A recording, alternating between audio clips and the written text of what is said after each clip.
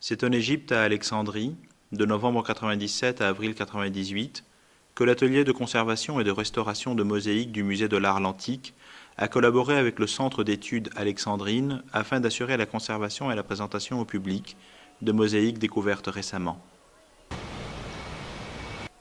Sur les lieux mêmes de la nouvelle bibliothèque, plusieurs mosaïques furent dégagées par le service des antiquités égyptiennes. Parmi ces pavements couvrant à l'époque hellénistique le sol des salles du quartier des Palais Royaux, l'une des mosaïques représente un chien, assis aux côtés d'un ascos renversé. Le travail de l'équipe de restaurateurs français et égyptiens a consisté dans un premier temps à démonter le support défectueux d'une restauration moderne. La restauration de cette mosaïque fournira de précieuses informations sur les techniques qu'utilisaient les mosaïstes antiques.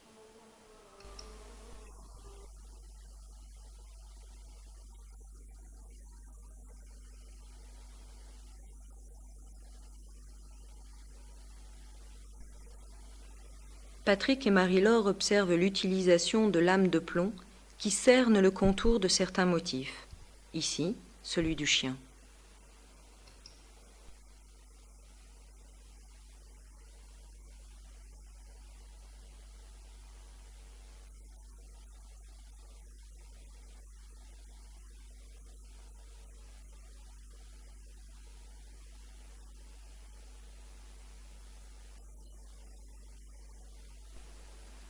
Débarrassés de leur mortier moderne, les tesselles apparaissent au revers de la mosaïque. C'est alors qu'un travail extrêmement minutieux consistera à traiter les zones les plus endommagées.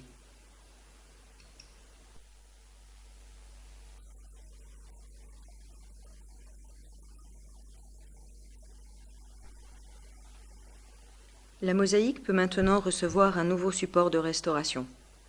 Ce support est constitué d'abord de 2 couches de mortier synthétique appliquées au revers des tesselles.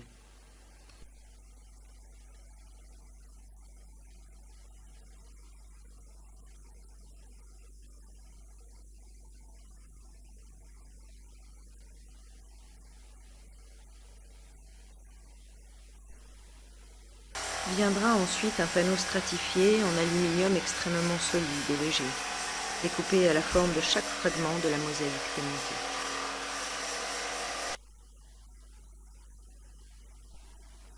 Les fragments reposant sur leur nouveau support peuvent être retournés, et les traitements de surface de la mosaïque peuvent commencer.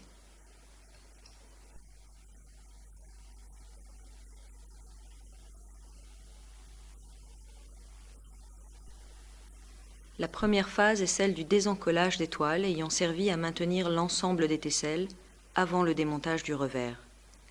La face de la mosaïque réapparaît, et les fragments peuvent être ajustés et rassemblés pour rendre à la scène son équilibre d'origine.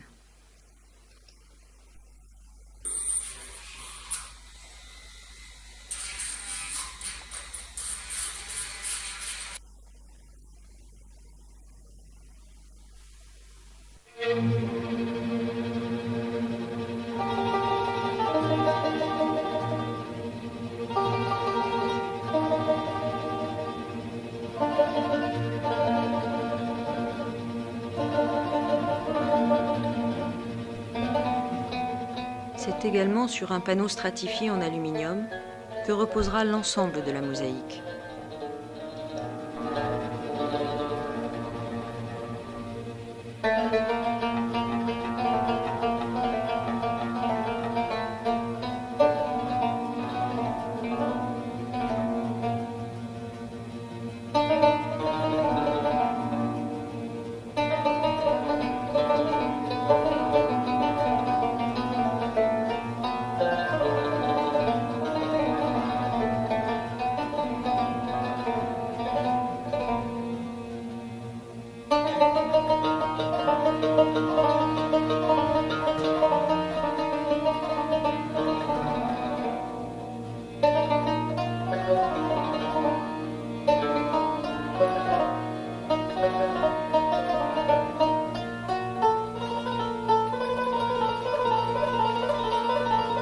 Des tesselles ou des petits fragments sont repositionnés dans certains cas.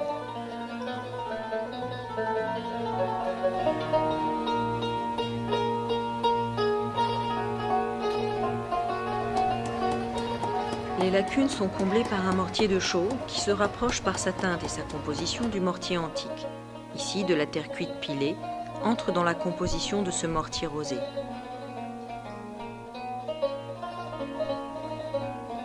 Ce travail de restauration qui s'achève a duré plusieurs mois.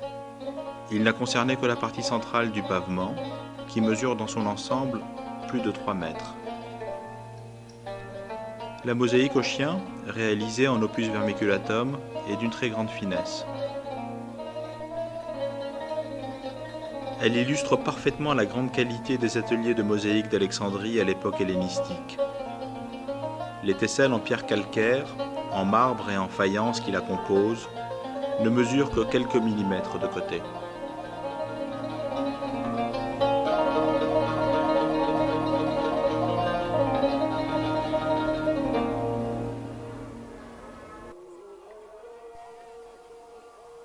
C'est sur un chantier de fouilles mené par Jean-Yves Empereur, en plein centre d'Alexandrie, que fut mise au jour cette autre mosaïque plus tardive, datant de l'époque impériale. Menacée de destruction, elle fut déposée de son assise antique.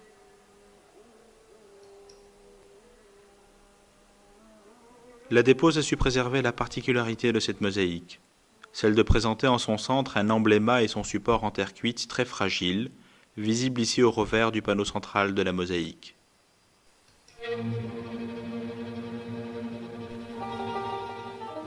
Embléma, mot grec signifiant chose insérée, désigne des panneaux en général de petite taille et d'exécution très soignée, qui étaient réalisés en atelier sur des plaques de terre cuite ou de pierre et insérés au centre du pavement. Pour la restauration de cette mosaïque, la même technique de mise sur nouveau support sera réalisée en apportant un traitement particulier au revers de l'embléma.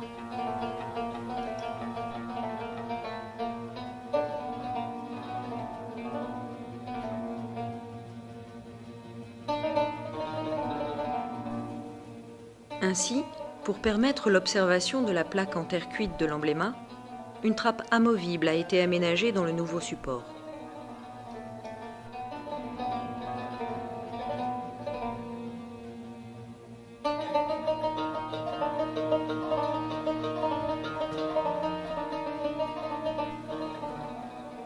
Réalisée en résine, elle permettra l'accès à ce rare exemple de support d'embléma conservé.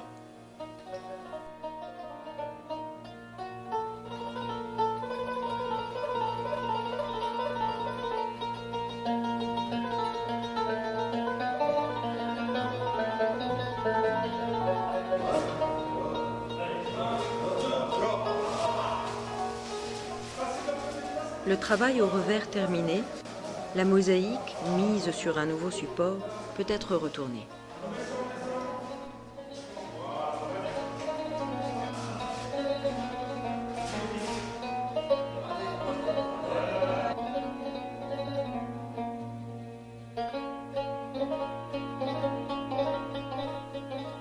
Afin de maintenir l'ensemble des tesselles lors des manipulations de dépose, les restaurateurs ont encollé sur toute la surface de la mosaïque différentes couches de toile.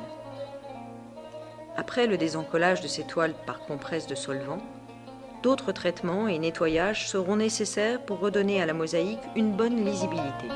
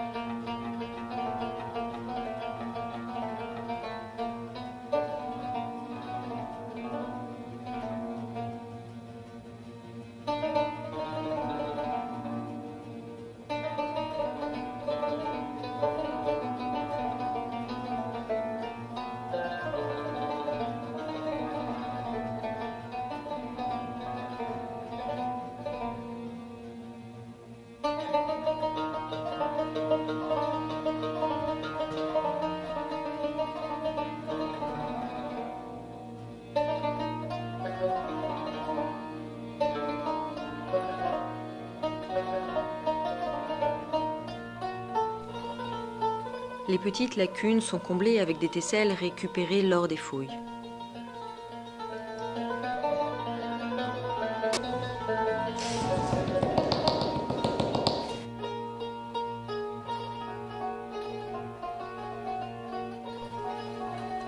Les parties manquantes de la mosaïque ne sont pas interprétées. Elles sont simplement comblées par un mortier proche du mortier antique. La préparation d'une couche d'accrochage est nécessaire à l'application de ce mortier de chaux traditionnel.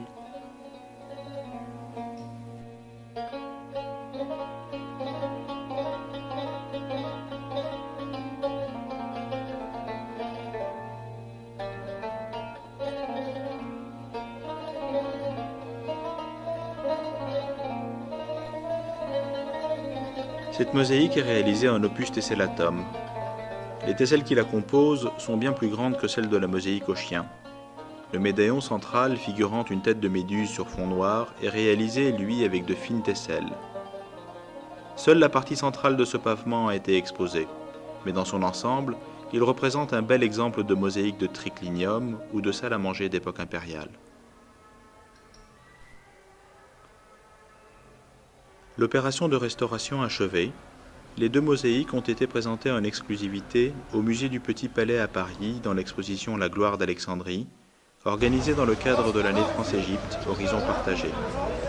Elles ont été également présentées à Agde avant de rejoindre les collections du musée gréco-romain d'Alexandrie.